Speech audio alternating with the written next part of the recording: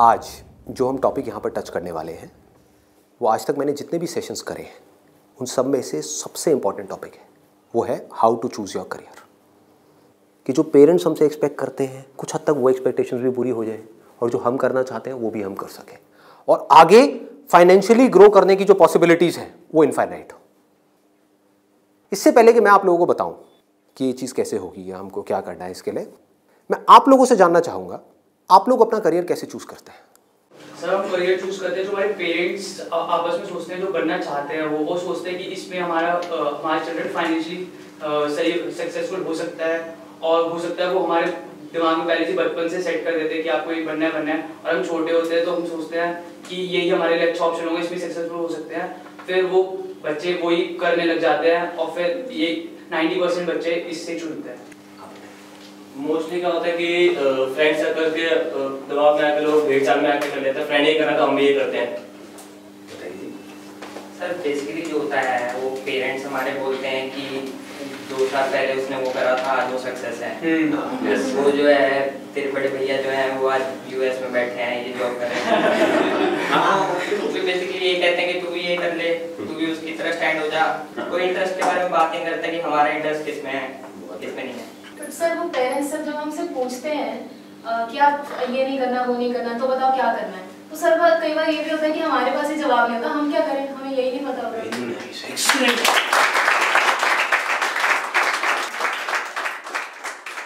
इसमें गलती पेरेंट्स की भी नहीं है। जैसे मैं आपको बोलता हूँ कॉमर्स, कुछ लिमिटेड ऑप्शंस माइंड में आते हैं। क्या आते हैं? सीए आता है और बीकॉम आता है और बीबीए आता है, एमबीए आता है, सीएफए आता है और कोई ऑप्शन आता है? आता ही नहीं है। तो ध्यान से देखो क्या हो रहा है। हम सब बच्चों की सोच एक जैसी है, सब पेरेंट्स की सोच एक जैसी है। तो ये पेरेंट्स की सोच किसने बनाई? क्या उनकी गलती है? इस पूरी की पूरी सोसाइटी ने मिलकर बनाई। पेरेंट्स की सोच बनी और पेरेंट्स से बचपन से आज तक जो उन्होंने सुना देखा करा वहां से आपकी सोच बनी आपके पेरेंट्स से। तो अल्टीमेटली आप में और आपके पेरेंट्स में कोई फर्क नहीं है, उनको ब्लेम मत करो। आपकी सोच भी उनके जैसी ही है। अगर नहीं है तो बताओ कोई और ऑप्शंस। नहीं आते ना माइंड में? साइंस में बोलता हूं, साइंस बैकग्राउंड, क्या ऑप्शंस आते हैं माइंड में? इंजीनियरिंग। इंजीनियरिंग में भी क्या आता है? जैसे इंजीनियरिंग वर्ड आता है क्या आता है माइंड में? आईआईटी आता है। ठीक है। मेडिकल में क्या आता है? एमबीबीएस, सर्जन्स और कुछ? नो सर, बस यही है। देखो हमारी सोच कितनी लिमिटेड हो गई है। माइंड में कुछ आता ही नहीं है तो करेंगे कैसे? आपके माइंड में कुछ आएगा तभी तो वो चीज होगी। अगर माइंड में हिमालय नाम का पहाड़ होगा तभी तो उस पर चढ़ोगे। माइंड में हिमालय है ही नहीं तो कैसे चढ़ोगे? वहां तक जाना तो बहुत दूर की बात है। क्या करोगे? तो क्या होगा आपके साथ में? वही जो उन सब लोगों के साथ में हो रहा है जिनकी सोच ऐसी है। अपने आसपास में देख लो क्या हो रहा है उन लोगों के साथ में। अगर हम चाहते हैं हमारे साथ में कुछ अलग हो तो हमें क्या करना पड़ेगा? अपनी सोच को तोड़ना पड़ेगा। सबसे पहले समझेंगे कि एग्जैक्टली हो क्या रहा है, फिर ये देखेंगे कि हम क्या कर सकते हैं और क्या करना है। इसको आप पीछे सर्कुलेट कर दीजिए।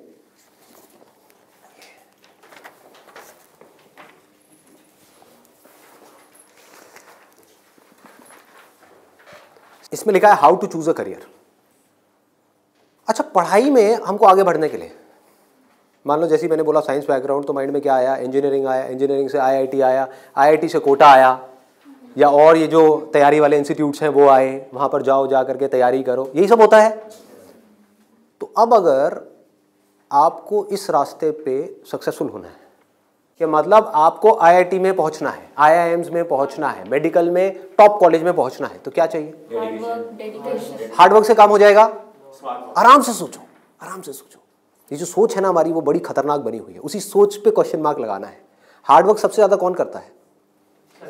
एक रिक्शे वाला, लेबरर सक्सेसफुल हो जाता है वो। ऐसे बच्चे देखे हैं जो बहुत हार्डवर्क करते हैं और तब भी नहीं हो पाता उनका, और ऐसे बच्चे हैं जो इतना हार्डवर्क नहीं करते हैं, अपनी लाइफ में एक बैलेंस बनाते हैं, मतलब घूमते फिरते भी हैं, मजे भी करते हैं, साथ साथ में पढ़ाई भी करते हैं और वो टॉप कर जाते हैं। तो इसका मतलब क्या है? हार्डवर्क पे क्वेश्चन मार्क लगाओ। हार्डवर्क इंपॉर्टेंट है, लेकिन हार्डवर्क भी अगर सही डायरेक्शन में ना किया जाए तो बकवास है। समझ रहे हो? सक्सेस यहां है, आप वहां भाग रहे हो पूरी जान लगा करके पागलों की तरह, कभी सक्सेसफुल हो सकते हो? हार्डवर्क तो कर रहे हो, क्यों नहीं हो सकते? डायरेक्शन ही गलत है। सबसे पहले क्या चाहिए? एक सही डायरेक्शन चाहिए, सबसे पहले, मोस्ट इंपॉर्टेंट। मतलब कि जिस डायरेक्शन में हम भाग रहे हैं, पहले हमको उसको समझना है कि हम सही डायरेक्शन में भी भाग रहे हैं या इसलिए भाग रहे हैं क्योंकि सब भाग रहे हैं। या ये कहो, हो सकता है ये जो सब भाग रहे हैं उसमें से कुछ लोगों के लिए वो डायरेक्शन सही हो, हमारे लिए गलत हो। समझ पा रहे हो? पता कैसे चलेगा कि कैसे पता लगेगा? एक्सीलेंट। देखो क्या है, सिर्फ 2 पैरामीटर्स हैं जिसके ऊपर हमको दिमाग लगाना है। एक है कंपटीशन, एक है कंसंट्रेशन पावर। जहां पर भी कंपटीशन ज्यादा है, मतलब क्या है कि वहां पर लाखों बच्चे ट्राई कर रहे हैं, होना कितनों का है? 1%, 2%, 3%। रियलिटी है। मैं कुछ भी हाइपोथेटिकल बात नहीं करूंगा। क्या ये जो लाखों बच्चे ट्राई करते हैं, कोई भी ये सोच करके ट्राई करता है, लाखों रुपए जा करके कोचिंग इंस्टीट्यूट में स्पेंड करता है कि मेरा नहीं होगा? देखो कितना मजेदार है। मतलब लाखों को यह लग रहा है कि हमारा हो जाएगा। तो अब सबसे पहला यहां पर जो क्वेश्चन पूछना है, जो ना अभी पेरेंट्स पूछ रहे हैं ना बच्चे खुद पूछ रहे हैं, वो अपने आप से पूछना है, वो ये कि मेरी कंसंट्रेशन पावर्स कैसी है। सिंपल है ना? इसमें कोई कॉम्प्लिकेटेड है? कि अगर आपको इन कॉम्पिटिटिव एग्जाम्स में कॉम्पीट करना है, दिन में 10-10 घंटे पढ़ना है, 15-15 घंटे पढ़ना है, उससे भी काम नहीं होने वाला, क्योंकि बहुत लोग पढ़ते हैं फिर भी नहीं कर पाते। तो इसका मतलब क्या है? आपको अपने आप से सच बोलना होगा। अब ये बड़ा टेढ़ा काम है, क्योंकि दुनिया में हमारी आदत क्या पड़ी हुई है? झूठ बोलने की। हाँ, किसी से भी जा करके पूछो, हाँ भाई तेरे में पोटेंशियल है, कर लेगा आईटी? हाँ मैं तो कर लूंगा, मैं तो कर लूंगा। फिर हुआ क्यों नहीं? हुआ क्यों नहीं? अरे वो लक साथ नहीं हो पाया, कोई वजह होगी, नहीं हो पाया। मतलब क्या था? डायरेक्शन ही गलत थी, स्टार्टिंग ही गलत हो गई। अब आप कैसे ये डिसाइड करोगे कि आपकी कंसंट्रेशन पावर स्ट्रांग है या नहीं है? माइंड की थोड़ा सा डेप्थ में जाते हैं। कैसे डिसाइड करोगे? जब भी आप किसी कॉम्पिटिटिव एग्जाम में कॉम्पीट कर रहे हो, तो आपको ये देखना होगा आपके कॉम्पिटिटर्स कौन है। फॉर एग्जाम्पल, आप एक रेस में भाग रहे हो, आपके साथ में कोई एथलीट है जिसने 10 साल प्रैक्टिस करी है रेस में भागने की। आप कभी नहीं भागे, धीरे धीरे जॉगिंग करी है, लेकिन रेस में कभी तेज नहीं भागे। जीत पाओगे उससे? करो हार्डवर्क। वो 10 साल से भाग रहा है और वो रुकने वाला नहीं है, उसके पास में पूरा का पूरा एक मोमेंटम है। वो अगले 2 साल तक भी ऐसे ही भागने वाला जैसे वो 10 साल से भागता आया है। आप अभी भागना शुरू कर रहे हो, तो पहले अपनी कंसंट्रेशन पावर्स को कंपेयर करना है किसी और के साथ। That is going to be a realistic solution. एक है थियोरेटिकल सोल्यूशन। थियोरेटिकल क्या है? माँ बाप कह रहे हैं बच्चों को भागो, बच्चे भी अंदर से कह रहे हैं भागो। यही हो रहा है, करेंगे करेंगे करेंगे करेंगे करेंगे, चार्ज अप हुए पड़े हैं पागलों की तरह। इनको ये नहीं समझ पा रहा कि मेरे अंदर वो स्ट्रेंथ है भी या नहीं है। बहुत बारीक बात है, अगर इसको हमको समझ आए तो। एक बॉक्सिंग रिंग में आप हो, ठीक है, तो सामने देखो कि जो बॉक्सर है वो है कौन जिससे आप लड़ने के लिए जा रहे हो। इसी को तो कंपटीशन बोलते हैं। तो अगर उस कंपटीशन को आपको जीतना है, और जीतना ही है, हारना किसको है? किसको अपने माँ बाप के पैसे डुबोने हैं? किसको अपनी लाइफ खराब करनी है? जीतना ही है। तो जीतने का क्या तरीका है? पहले अपने कॉम्पिटिटर्स की स्ट्रेंथ को समझ जाओ, समझ लो कि आप कॉम्पीट कर किसके साथ में रहे हो। वो कैसे समझोगे? रियलिस्टिकली अपने आप से पूछो, अपने स्कूल के बैकग्राउंड के बेस पे या जो भी आज तक आपने किया है उसके बेस पे। कुछ बच्चे होते हैं जिनको एक चैप्टर है, मान लो एक बुक में, उसको पूरा याद करने में या समझने में 1 घंटा लगता है। आपको कितनी देर लगती है? 5 घंटे, 6 घंटे, 10 घंटे या आधा घंटा? ये पूछो अपने आप से। Then you will be able to जज your strength in comparison to your competitors. ये जो 13 लाख बच्चे हैं, इसमें से 10% बच्चे ऐसे हैं जिनकी कंसंट्रेशन पावर्स एक्स्ट्रा ऑर्डिनरी है। उनसे अगर आप कॉम्पीट कर रहे हो तो एटलीस्ट आपकी कंसंट्रेशन पावर्स एक्स्ट्रा ऑर्डिनरी होनी ही चाहिए। और कंसंट्रेशन पावर एक दिन में एक्स्ट्रा ऑर्डिनरी नहीं होती है, ये प्रैक्टिस है। मतलब उन्होंने कई सालों तक इसकी प्रैक्टिस करी है, तब जाके उनकी कंसंट्रेशन पावर एक लेवल तक पहुंची है। तो आप अपने आप से ईमानदारी से सवाल पूछो तो सही कि आपकी कंसंट्रेशन पावर है कैसी। अगर एक्स्ट्रा ऑर्डिनरी है और आप ऐसे कंपटीशन में जा रहे हो जहां पे कंपटीशन बहुत हाई है, तो आपके सक्सेसफुल होने के क्या चांसेस हैं? क्या 100% है? पूछो अपने आप से, दिमाग को खोलो। दिमाग बंद हुआ पड़ा है लोगों का। IIT में लोग कहाँ से आते हैं? सिर्फ दिल्ली से आते हैं, सिर्फ बॉम्बे से आते हैं? कहाँ से आते हैं? ऑल ओवर इंडिया से। मान लो 1 लाख बच्चे ऐसे हैं इंडिया में अलग अलग स्कूल्स में जो अपनी अपनी क्लास में टॉपर हैं। उनको क्या लग रहा है कि मेरी स्ट्रेंथ बहुत तगड़ी है। ये बात हो रही है टॉपर्स की। लेकिन जब वो जाएंगे कॉम्पीट करने तो और भी ऐसे टॉपर्स आए होंगे जो उनसे भी आगे होंगे। आप समझ गए? तो यहां पे आपने क्या किया? एक बहुत बड़ा काम कर दिया, अपने आप से सच बोल दिया और यही सच जा करके अपने घर वालों को बोल दिया। इससे क्या होगा? आप एक ऐसे कंपटीशन से बच सकते हो जहां पर आपके हारने के चांसेस बहुत ज्यादा है, क्योंकि एक्चुअल में कंपटीशन है किसके बीच में? देखो, उन लोगों के बीच में जिसमें पोटेंशियल है। एक रेस हो रही है ओलंपिक्स में, वो किसके लिए है? जिसने बहुत प्रैक्टिस करी है, जिसके अंदर पोटेंशियल है, स्टैमिना है, फोकस करने की पावर्स है, डिस्ट्रैक्शन से वो अपने माइंड को हटा सकता है, उसके लिए है ना। सबके लिए तो नहीं है। अगर सबको भगा दिया जाए उस रेस में तो क्या होगा? क्योंकि उसमें जीतने के बाद गोल्ड मेडल मिलता है, अखबार में फोटो आती है। अखबार में फोटो आती है ना, इन कोचिंग इंस्टीट्यूट्स की फोटो आती है, नाम लिखे होते हैं, ऑल इंडिया रैंक ये है, ये है, ये है। उसको देख करके क्या होता है माँ बाप की हालत? उनको उसकी फोटो नहीं दिख रही होती, अपने बच्चे की फोटो दिख रही होती है। यहाँ पे आने वाले इतने साल बाद मेरे बच्चे की फोटो होगी, मेरी बेटी की फोटो होगी, उसकी ये रैंक होगी। यहाँ से क्या हो रहा है? हम अननेसेसरी अपनी एक ख्याली दुनिया खड़ी कर रहे हैं। पेरेंट्स ने अपने दिमाग में एक ख्याल बना लिया। अब यहाँ तक प्रॉब्लम नहीं है, उन्होंने वो ही किया जो होना था। सबके साथ होता है, कौन नहीं चाहेगा? गड़बड़ कहाँ हुई? आप भी इस खेल को नहीं समझ पाए, आप समझ ही नहीं पाए हो क्या रहा है। ये जो कोचिंग इंडस्ट्री है आज की डेट में 1.5 लाख करोड़ की इंडस्ट्री है। ये पैसा कहाँ से आ रहा है? हम सबसे आ रहा है, हमारी जेब से आ रहा है। तो अगर इस खेल को हम समझ जाएं, हमारे पेरेंट्स नहीं भी समझ पा रहे क्योंकि वो तो सपने देखेंगे ही, और हम जाकर के बोले ये सपना आप अभी रोक दो, इन पे लगाम लगाओ, देखो पहले कि आपका बच्चा कहाँ स्टैंड करता है। गाड़ी आपके पास में 800 और कॉम्पीट करने की बात कर रहे हो फेरारी वालों से, बट इसका मतलब ये नहीं है 800 बुरी है। आप समझ गए मेरी बात? रेस में बुरी है, बट दिल्ली की सड़कों पे, पुरानी दिल्ली में फेरारी अच्छी है, 800 अच्छी है? 800 अच्छी है, ज्यादा सक्सेसफुल है। बट वही अगर उस रेस में चली जाए जिसमें सब भाग रहे हैं और सारी 800 नहीं है, फेरारीज है, एक से एक फेरारीज है, किसमें कितनी आग लगी हुई है वो आपको पता ही नहीं है। आप समझ पा रहे हो? कोई आ रहा है कहीं से, उस बच्चे में कितनी आग है और कितना पोटेंशियल है वो आप सपने में भी नहीं सोच सकते, और आप उससे लड़ने की बात कर रहे हो।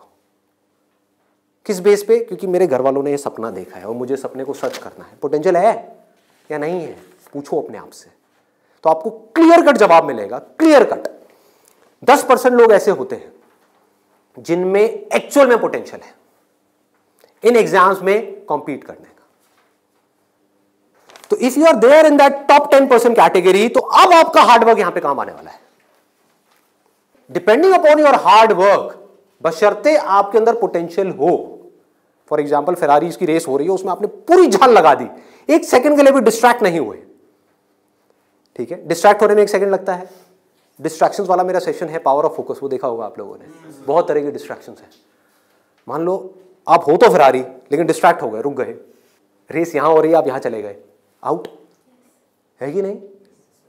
तो आपको पूरी तरह से फोकस्ड रहना पड़ेगा, हार्डवर्क करना होगा, डेडिकेशन चाहिए, डिजायर चाहिए, सब कुछ चाहिए। लेकिन सबसे पहले क्या चाहिए? इंजन में दम होना चाहिए, अंदर वो पोटेंशियल होना चाहिए, एक्स्ट्रा ऑर्डिनरी कॉन्सेंट्रेशन पावर्स होनी चाहिए। ये बात हमको समझ क्यों नहीं आ रही है? अब क्यों चाहिए कॉन्सेंट्रेशन पावर्स? कभी सोचा है?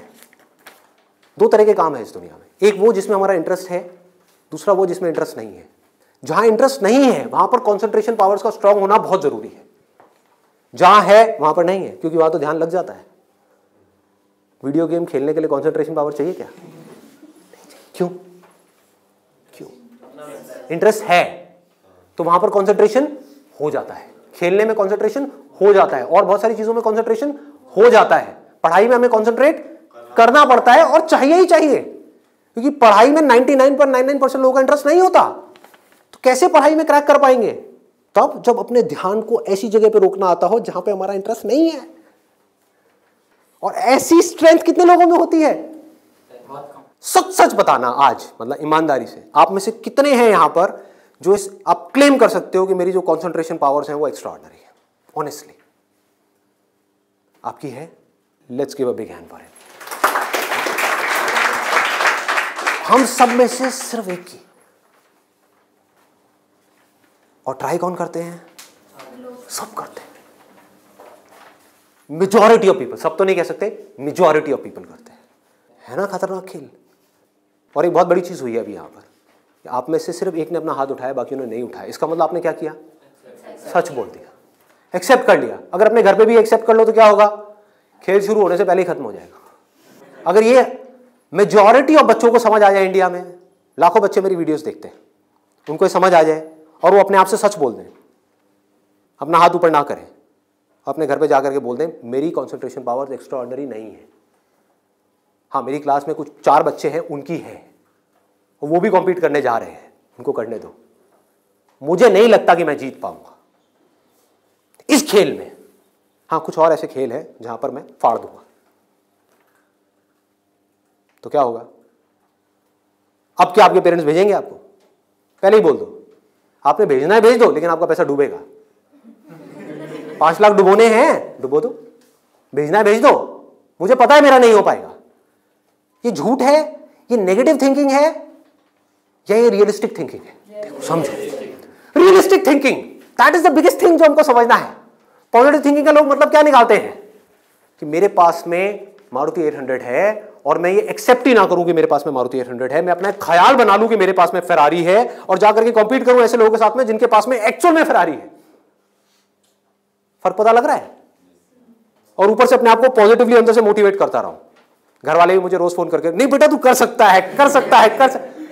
रियलिटी को देखो ही ना, अपनी स्ट्रेंथ को देखो ही ना, अपनी आंखें बंद कर लो, सच बोलो अपने आप से। जीत सकते हो तो लड़ो, नहीं जीत सकते तो कोई ऐसी जगह पे जाओ जहां पे आप जीत सकते हो, या बेटर स्टिल जहां पे कोई कंपटीशन ही ना हो। आगे बढ़ते हैं। दूसरा क्या है? ये तो हो गई पहली कैटेगरी, एक्स्ट्रा ऑर्डिनरी, जो यहां पर अभी कोई भी नहीं मिला, सिर्फ एक मिला है। दूसरा है ऑर्डिनरी। 90% लोग एक क्लास में, 90% स्टूडेंट्स इंडिया में वो इस सेगमेंट में आते हैं। अब मजे की बात क्या है, ये जो कोचिंग इंस्टीट्यूट्स हैं, इनकी दुकानें कैसे बच्चों से चल रही है? ऐसे बच्चों से। कुछ रोल मॉडल्स दिखा करके, देखो हमारे इंस्टीट्यूट से ये है, उन्होंने ये कर दिया, जनता को लेकर के आएंगे, जितनी ज्यादा भीड़ आ जाए उतना अच्छा। तो इस पूरी प्रॉब्लम को अगर सॉल्व करना है तो कौन करेगा? एक स्टूडेंट ही कर सकता है। आप चाहो तो स्टैंड ले सकते हो। स्टैंड मतलब क्या? सच बोल दो। ऑर्डिनरी लोग 90% ये कहां जा रहे हैं? हाईली कॉम्पिटिटिव फील्ड्स में जा रहे हैं। क्यों जा रहे हैं? क्योंकि सब जा रहे हैं, क्योंकि उन्हें लग रहा है कि मेरा हो जाएगा। मैं ये नहीं कह रहा कि अगर आप ऑर्डिनरी हो और एक हाई कॉम्पिटिशन वाली फील्ड में जा रहे हो तो आपका नहीं होगा। I am not saying that the possibility is 0%, I am saying possibility is 1%। Genuine है वो भी तब है अगर आप मेहनत करो तो। अगर वहां जाकर के मेहनत ही ना करो तब तो बिल्कुल नहीं होगा। अगर आप बहुत मेहनत करो तो 1%। क्योंकि मैं हिम्मत नहीं तोड़ूंगा ऐसे लोगों की। लाखों ऐसे स्टूडेंट्स हैं जो आज की डेट में ऐसा कर रहे हैं, बट ये वीडियो मैं सिर्फ अभी करंट सिचुएशन के लिए नहीं बना रहा, मैं आगे तक देख रहा हूँ। आने वाले 20 साल, 50 साल, 100 साल आगे तक देख करके चल रहा हूँ कि इंडिया की प्रॉब्लम्स का अगर हमको सोल्यूशन निकालना है, अनएम्प्लॉयमेंट का सोल्यूशन निकालना है, डिप्रेशन का सोल्यूशन निकालना है, तो वो सोल्यूशन क्या है? मेरी सोच वहां पर चल रही है। इसकी वजह से होगा क्या? अभी जो ऑलरेडी ऐसे ऑर्डिनरी स्टूडेंट्स हैं और वो ऐसी जगह पे चले गए हैं, तो उनकी हिम्मत टूट जाएगी इस वीडियो को देख करके। तो मैं उनको क्या कहूँगा? उम्मीद है, लगा दो जान। बस साथ में क्या कहूँगा उन पेरेंट्स को जो अब ऐसा गेम खेलने वाले हैं, उन स्टूडेंट्स को क्या कहूँगा? मोस्ट इंपॉर्टेंट जो मुझे देख रहे हैं, बड़ा सिंपल है कि अपने पेरेंट्स को जाकर के कहो मुझे नहीं लगता कि मेरे में पोटेंशियल है, मुझे नहीं लगता कि मैं कर पाऊंगा। हाँ, 1% चांस है। सच बोल दो, बोलो मैं ये नहीं कह सकता मैं कर ही नहीं सकता, 1% चांस, 99% चांस है मैं नहीं कर पाऊंगा। मैं जानता हूं अपने आप को, आप नहीं जानते, मैं जानता हूं। मुझे पता है अंदर से कि मैं क्या हूं, मुझे पता है अंदर से कि मेरे अंदर कितनी आग है, कितना पोटेंशियल है। मैं अपने दोस्तों के साथ में बैठ के पढ़ा हूं, मुझे पता है अंदर से कि मैं क्या हूं। तो आप क्या कहोगे? सच बोलोगे अपने घर वालों को जाके कि देखो अगर आप मुझे 2 साल तक की कोचिंग कराओगे, उसमें मान लो लाख रुपए साल की फीस हो गई, प्लस रहना खाना पीना what ever it is, total मान लो 2 साल में कितना खर्चा आया? 4-5 लाख रुपए, 5 लाख मान लेते हैं। तो आप बोलोगे अपने घर वालों को जाकर के, अगर अभी भी ये सब सुनने के बाद भी आप कहते हो कोई बात नहीं बेटा 1% चांस है तू कर ले, तो मैं आपको एक बेटर ऑप्शन देता हूं प्रैक्टिकल रियलिटी के बेस पे। यहां पे अगर आपके पेरेंट्स आपके ऊपर दाव लगाते हैं, जीतने के चांसेस क्या है पेरेंट्स के? 1:100। इससे बेटर ऑप्शन क्या है? गोवा जाओ। Seriously, I am serious about it, मजाक नहीं कर रहा। गोवा जाओ, वहां पे कैसीनोज हैं, वहां पे अगर आप 5 लाख रुपए लगाते हो, एक रूले करके गेम है, पता है आप लोगों को? सारे जुआरी हैं क्या यहाँ पे? रूले गेम है जिसमें एक बॉल घुमाते हैं, 36 नंबर होते हैं और एक 0 होता है। वहां पे अगर आप 1 नंबर पे पैसा लगाते हो और वो नंबर आ जाता है तो 1 रुपए आपका बन जाता है 36 रुपए। जीतने की प्रोबेबिलिटी क्या है? 1:37। यहां पर क्या है? 1:100। वहां पर क्या है? 1:37, मतलब इससे डबल से भी ज्यादा है। तो अपने पेरेंट्स को सजेशन दो कि जुआ खेलना ही है तो ये बेटर ऑप्शन है। खेलते हैं ना, मेरी जिंदगी क्यों दांव पे लगा रहे हो? मुझे तो बचने दो। अरे खेलना है तो मिलके खेलते हैं। जाओ अपने पेरेंट्स के साथ में, उनको गोवा लेकर के जाओ, अपनी पार्टी करना, और एक दिन जाना ले आकर के 5 लाख रुपए एक टेबल पे रख देना। अगर वो नंबर आ गया तो कोई भी नंबर चूज कर लो। आपके पेरेंट्स चाहते हैं आप नंबर 1 पे आओ, ऑल ओवर इंडिया में आपकी नंबर 1 रैंक आए, तो 1 नंबर पे पैसा लगाओ जुए में। वहां भी 1 नंबर पे पैसा लगा रहे हैं, यहां भी 1 नंबर पे पैसा लगाओ। अगर वो 1 नंबर आ गया तो कितना मिलेगा? 5 लाख का 1,80,00,000। 1,80,00,000 उसको उठा करके बैंक में एफडी कराओ। कितना इंटरेस्ट आएगा? 12%। तो अब टाइम गया। आप मान लो टैक्स वैक्स काट के 7-8% भी आ गया आपके हाथ में। महीने का 1,00,000 रुपए, साल का 12 लाख रुपए। सोचो क्या ये प्रैक्टिकल है या नहीं है? जो बात मैंने बोली है थियोरेटिकल है, प्रैक्टिकल है। वहां भी जुआ है, यहां भी जुआ है।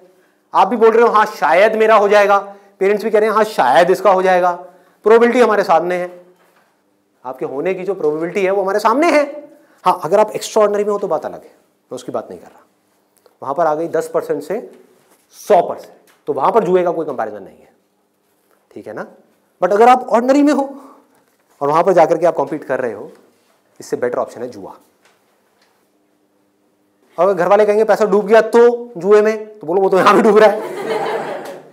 हाँ? यहां भी तो डूब रहा है। फर्क क्या है? इसको बोलते हैं एक रियलिटी के बेस पर समझ करके सोच करके लिया हुआ डिसीजन। तो अब तीसरा ऑप्शन क्या है हमारे पास में? कोई ऐसा करियर चूज करो, देखो कितना मजेदार है, जहां पे आपको कंसंट्रेशन पावर की जरूरत ही ना हो, not required. If you love singing, concentration power चाहिए क्या? नहीं चाहिए, हो जाएगा। किसी खेलने में इंटरेस्ट है तो वहां पे कंसंट्रेशन पावर बहुत स्ट्रांग चाहिए क्या? हो जाएगा, घंटों तक हो जाएगा। एक है कंसंट्रेट करना पड़ता है, एक है कंसंट्रेशन हो जाता है। दोनों में बहुत फर्क है। इंटरेस्टिंग है तो कंसंट्रेशन हो जाता है, इंटरेस्टिंग नहीं है, बोरिंग है तो कंसंट्रेट करना पड़ता है, फिर चाहे वो पढ़ाई हो चाहे जॉब हो। ये छोटी सी सोच चाहिए, समझ चाहिए। अब यहां पे क्या चलेगा? इन फील्ड्स में कंपटीशन क्या है? आर्ट हो गया, स्पोर्ट्स हो गया, कोई भी क्रिएटिव फील्ड हो गई, वहां पर कंपटीशन क्या है? बहुत ज्यादा है उन लोगों के लिए जो मीडियोकर है। लेकिन अगर आपके अंदर टैलेंट है, कोई कंपटीशन नहीं है, क्योंकि दोनों का आपस में कंपैरिजन किया ही नहीं जा सकता, कोई नंबर्स नहीं है ना। ध्यान से समझो, जैसे आप किसी एग्जाम में जाते हो तो एक कंपेयर किया जा सकता है आपको किसी से, क्योंकि आपके आए 90%, किसी और के आए 99%, तो कंपैरिजन है। टैलेंट में क्या है? आपके अंदर एक तरह का टैलेंट है, किसी और के अंदर और कोई तरह का टैलेंट है। आप जो कर सकते हो वो नहीं कर सकता, वो जो कर सकता है वो नहीं कर सकता। एक सिंगर है उसकी अलग तरह की आवाज है, कोई और सिंगर है उसकी अलग तरह की आवाज है। अब यहां पे भी एक छोटा सा प्रॉब्लम है। प्रॉब्लम क्या है यहां पर? प्रैक्टिकली आप लोग बताओ कि प्रॉब्लम क्या है यहां पर इस तरह का कुछ करने में? स्कोप क्या होगा, क्या नहीं होगा? देखो अगर टैलेंट हो तो स्कोप होगा या नहीं होगा? होगा। बट ऑब्वियस टैलेंट कैसे डेवलप होता है? प्रैक्टिस। और ये भी तभी काम आएगा जब इंटरेस्ट होगा। समझ गए ना? जितना ज्यादा इंटरेस्ट होगा उतना ही ज्यादा पैशन होगा, जितना ज्यादा पैशन होगा उतना ही ज्यादा पैशन के साथ प्रैक्टिस करोगे, जितना प्रैक्टिस करते चले जाओगे उतना ही टैलेंट बढ़ता चला जाएगा, जितना आपका टैलेंट बढ़ता चला जाएगा आपके लिए कंपटीशन उतना ही कम होता चला जाएगा। क्लियर है ना? बट आप इन सारे रूट से भागने के लिए वहां पर जा रहे हो तो भगवान ही मालिक है आपका। समझ गए? पढ़ाई के टॉर्चर से बचने के लिए जबरदस्ती कोई ऐसा काम नहीं है जो आपको बहुत इंटरेस्टिंग लगता है फिर भी आप कर लो, आपको हाँ ये सही है, तो आपका वही हाल होगा जो वहां पे कंपटीशन में बाकी लोगों का हो रहा है। मतलब आपको जेन्युइनली चूज करना होगा कोई ऐसा interest which you are extremely passionate about, extremely passionate about. ठीक है, इससे भी एक स्टेप आगे बढ़ते हैं। यहां पे प्रॉब्लम एक है बहुत सिंपल सी, जो मेरे पास में कमेंट्स आते हैं कि हमें पता ही नहीं है कि ऐसा इंटरेस्ट क्या है। I don't know what that interest is. मेरे लिए ऐसा कोई इंटरेस्ट नहीं है, कोई ऐसा टैलेंट नहीं है, कोई ऐसी स्किल नहीं है जो मैं कह सकूं कि हाँ इसके बेस पे मैं अपनी पूरी लाइफ स्टेक पे लगा सकता हूं। उनके लिए क्या सोल्यूशन है? आपके घर वाले चाहते हैं आपको डिग्री मिले, आप चाहते हो कुछ अपना करना, फाइनेंशियली भी सक्सेसफुल हो जाओ, तो उसका ऑप्शन क्या है? ये रहा। यानी कि आप बहुत ज्यादा टफ एग्जाम्स को क्रैक नहीं कर सकते, बहुत ज्यादा टफ पढ़ाई नहीं कर सकते, लेकिन आप पढ़ सकते हो। तो आप एक ऐसी फील्ड चूज करते हो जहां पे कंपटीशन लो है, जहां पे कंपटीशन कम है, और अगर वहां पर आप स्मार्ट वर्क करने लग जाओ तो आपके जीतने के जो चांसेस हैं, सक्सेसफुल होने के चांसेस हैं, that starts from 10% and goes up to 100%, as good as उन लोगों के कंपैरिजन में जो यहां पर टॉप पर है। और यहां पर कोई लिमिट नहीं है कि हम क्या कर सकते हैं। स्मार्ट वर्क को मैंने नीचे डिफाइन भी किया हुआ है कि what does smart work mean. It means developing your understanding, that is smart work. जो काम आप कर रहे हो उसकी समझ अगर आपको है कि आप क्या कर रहे हो, क्यों कर रहे हो, कैसे कर रहे हो, तो आप स्मार्ट वर्क कर रहे हो। समझ नहीं है बस कर रहे हो तो आप हार्ड वर्क कर रहे हो। अब इसमें मैं आपको एक प्रैक्टिकल एग्जांपल देने वाला हूं। एक सिंपल सा करियर मैं आपको बता रहा हूं, फिजियोथेरेपी। सुना इसके बारे में सबने? Yes, sir. अभी कुछ दिन पहले मेरी नेक में थोड़ा सा पेन हुआ, मैंने गूगल पे जाकर के सर्च किया physiotherapy services at home in my area. Locality मैं नहीं बताऊंगा नहीं तो लोग मेरे घर आ जाएंगे। तो मैंने सर्च किया, वहाँ पर ऊपर कुछ लिस्टिंग्स आई, कुछ वेबसाइट्स आई, उसमें एक डॉक्टर का नाम मुझे मिला, उनकी मैं वेबसाइट पे गया, वहाँ जा कर के उन डॉक्टर के बारे में मैंने 2-3 मिनट पढ़ा, समझा, मुझे अच्छा लगा पढ़ करके, समझ करके। उनको फ़ोन किया, वो मेरे घर पे आए, उन्होंने मुझे 7 दिन तक फिजियोथेरेपी ट्रीटमेंट दिया। वो एक ट्रीटमेंट का लेते हैं 500 से 700 रुपये, कई बार 1000 रुपये भी लेते हैं, depending upon the complications and time involved. मेरे से उन्होंने लिए 500 रुपये। मैंने उनसे पूछा कि आप दिन में ऑन एन एवरेज कितने ट्रीटमेंट्स करते हो? उन्होंने कहा एक दिन का ऑन एन एवरेज मैं 8 से 10 ट्रीटमेंट्स करता हूँ। मैंने कैलकुलेशन करी, दिमाग चलाया, 8 से 10 का मतलब क्या हुआ? 4 से 5,000 रुपये एक दिन का, एक महीने का नहीं, एक दिन का। कितना हो गया एक महीने का? लाख से 1.25 लाख रुपए।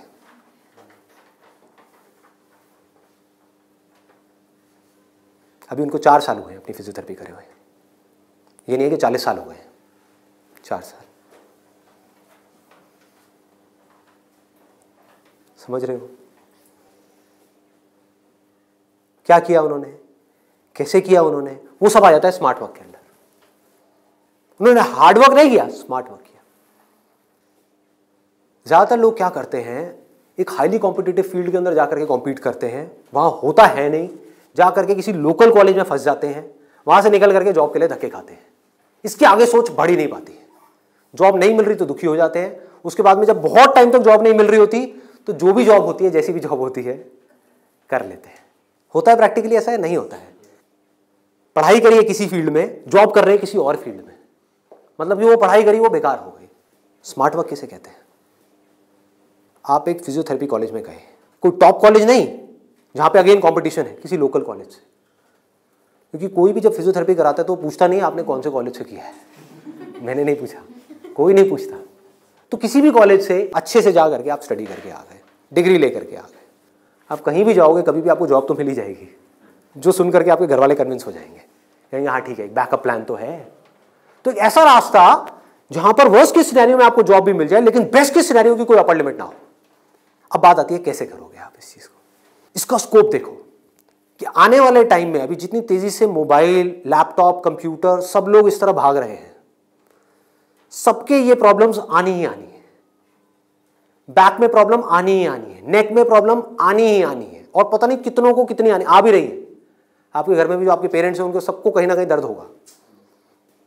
तो आपने पहले तो ये समझा कि हाँ, इसका स्कोप कभी कम नहीं होने वाला, बढ़ने ही वाला है। ठीक है, इसमें कंपटीशन भी बढ़ेगा जब स्कोप ज्यादा है तो, लेकिन किन लोगों के लिए बढ़ेगा? जो हार्ड वर्क कर रहे हैं, लेकिन जो स्मार्ट वर्क को समझ पा रहे हैं वो कुछ भी कर सकते हैं। तो आप क्या कर सकते हो? आपने कहा कि सिर्फ इससे काम नहीं चलने वाला, वो मुझे समझ आ रहा है, जैसे मैंने फिजियोथेरेपी का किया, सिर्फ इससे काम नहीं चलने वाला, तो इसके साथ में कुछ और चीजें भी हैं जो मुझे सीखनी पड़ेंगी। क्या सीखना पड़ेगा? जिसका हो सकता है इससे डायरेक्ट कोई कनेक्शन ना हो। 1 महीने का छोटा सा कहीं से वेबसाइट डेवलपमेंट का कोर्स कर लिया, और ऑनलाइन मार्केटिंग का, कि ऑनलाइन मार्केटिंग कैसे करते हैं। गूगल में जब भी आप कुछ सर्च करते हो तो वहाँ पे एड्स आती हैं, उसको बोलते हैं गूगल एडवर्ड्स। ये किस तरह से काम करता है? आपने कहा ऑनलाइन मार्केटिंग मैंने सीख ली, उसके अलावा मुझे अपनी कम्युनिकेशन स्किल्स पे काम करना होगा, क्योंकि अगर मैं कहीं जा रहा हूँ, किसी से बात कर रहा हूँ और मैं बेवकूफ़ लग रहा हूँ बात करने में, तो कोई मुझे दोबारा क्यों बुलाएगा? तो आपने क्या किया? कम्युनिकेशन स्किल्स का एक कोर्स किया 1 महीने का, उसके अलावा इंग्लिश स्पीकिंग का एक कोर्स किया 6 महीने का या 1 साल का। इस सबसे हो क्या रहा है? आप एज एन इंडिविजुअल बेटर बनते चले जा रहे हो।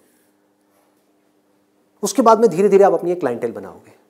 शुरू में मान लो आपको दिन में 2 या 4 लोगों ने बुलाया, वर्स्ट केस सिनेरियो मान लो ना, घर से आप ऑपरेट कर रहे हो, अभी आपने कोई अपना क्लिनिक नहीं बनाया है, घर से आप ऑपरेट, और ये कोई थ्योरेटिकल बात नहीं है, ऐसे बहुत सारे लोग हैं जो ऑलरेडी ये काम कर रहे हैं, बहुत लोग कर रहे हैं। अपने नाम को मल्टीपल वेबसाइट्स में आप लिस्ट कर दोगे, इनको डायरेक्टरीज बोलते हैं, ऑनलाइन डायरेक्टरीज। तो ऑनलाइन सर्च इंजन में कोई भी कुछ भी सर्च करेगा तो कहीं ना कहीं वो आप तक पहुंच जाएगा, चाहे वो एक वेबसाइट के थ्रू पहुंचे, चाहे आपके थ्रू पहुंचे, चाहे ऐड के थ्रू पहुंचे, चाहे कहीं से भी पहुंचे, वो आप तक पहुंचेगा। अगर उनको आपने सेटिस्फाई कर दिया, अपनी बातों से भी, अपने ट्रीटमेंट से भी, ईमानदारी से, जेन्युइनली अच्छा ट्रीटमेंट कर दिया, तो वो क्या करेंगे? लोकेलिटी में रिकमेंड करेंगे, अपने फ्रेंड सर्कल में करेंगे, अपने रिलेटिव्स में करेंगे। तो धीरे धीरे क्या होगा? कुछ महीनों में क्या होगा? यहाँ पे थोड़ा पेशेंस रखना होगा। ये नहीं है सारा काम 1 दिन में हो जाएगा। आईआईटी में भी आपका एडमिशन होगा तो ये नहीं कि हलवा है वहां से क्लियर करना, 4 साल तक लग करके दिन रात काम तो करना ही पड़ेगा ना, यहां भी करना पड़ेगा। तो आप सीखते जा रहे हो, समझते जा रहे हो, धीरे धीरे आपको कुछ ऐसी टेक्नोलॉजीज के बारे में पता लगेगा, कुछ ऐसे इक्विपमेंट्स के बारे में पता लगेगा। इसमें हजारों तरह के इक्विपमेंट्स हैं, हजारों तरह की चीजें हैं, अलग अलग तरह के ट्रीटमेंट्स के लिए। इतनी बड़ी फील्ड है ये। आप आने वाले टाइम में फिजियोथेरेपी का एक ऐसा क्लिनिक बना सकते हो अपनी सिटी में या कहीं पर भी, जो अपने आप में स्टेट ऑफ द आर्ट हो, मतलब ऐसा जो पूरे इंडिया में ना हो। और क्लिनिक आप ऐसे करते करते धीरे धीरे, अभी 1 दिन में या 2 दिन में नहीं होगा, मान लो 5 साल में होगा, 10 साल में होगा, 20 साल में होगा। क्लिनिक कितना बड़ा हो सकता है, कितने क्लिनिक्स हो सकते हैं, क्या क्या हो सकता है, कोई लिमिट नहीं। अगर कुछ लोग जो मेरी इन बातों को समझ पाए, जो बातें मैं कर रहा हूं, और कुछ ऐसी डायरेक्शन में जा पाए सेंसिबल तरीके से, smartly, not by doing a lot of hard work but by doing smart work, तेजी से आगे बढ़ पाए, तो आने वाले टाइम में यही वो लोग होंगे जो आने वाले टाइम में लोगों के लिए जॉब अपॉर्चुनिटीज क्रिएट करेंगे। अंदर से एक ये फीलिंग होनी चाहिए कि मुझे लोगों की प्रॉब्लम्स को सॉल्व करना है। अगर मैं कर पाया तो मेरी प्रॉब्लम्स तो सारी अपने आप सॉल्व हो जाएंगी, वो लोग करेंगे ना। अगर आपने किसी के दर्द का इलाज कर दिया तो वो आदमी आपको पता है क्या कहेगा? बताओ आपको क्या चाहिए। वो लोग आपके पीछे आएंगे। आपने उनको बोल दिया ना, नहीं मैं आज आपका ट्रीटमेंट नहीं कर रहा, नहीं डॉक्टर साहब आप बताओ कब आओ। मतलब कि अपने आप को अंदर से स्ट्रांग बना लो तो दुनिया भागती हुई आपके पास आएगी। ये एक रास्ता है। एक है अंदर से तो स्ट्रांग बनो मत और दुनिया के पीछे भागते रहो। भैया मेरा कुछ हो सकता है, भैया मेरा कुछ हो सकता है, भैया कहीं लगवा दो, जॉब लगवा दो, भैया ये भैया वो भैया वो। अरे काहे का भैया, समझे? ये एटीट्यूड चाहिए। ढंके की चोट पे आप काम करो। मैंने लाइफ में जो भी काम किया है बिल्कुल एटीट्यूड के साथ किया है। ये मैं कर रहा हूं, आपको चाहिए तो लो, नहीं चाहिए तो आगे बढ़ो। Does not make any difference to me, क्योंकि मैं जो कर रहा हूं आई बिलीव इन इट। मैं कोई भीख नहीं मांग रहा हूं आपसे। और बहुत सारे लोग होते थे जिनको मैं मना कर देता था, जब मैं नहीं कर रहा तुम्हारा शूट, और वो जा करके 4 लोगों को पकड़ के ले आते थे, ये बंदा जेन्युइन है, इसमें दम है ना बोलने का। वो दम कहां से आता है? सोच से आता है। सोच को खोलो, बंद करके इसमें मत रहो, फाड़ दो। और फिर भी रहना है तो आपकी चॉइस है।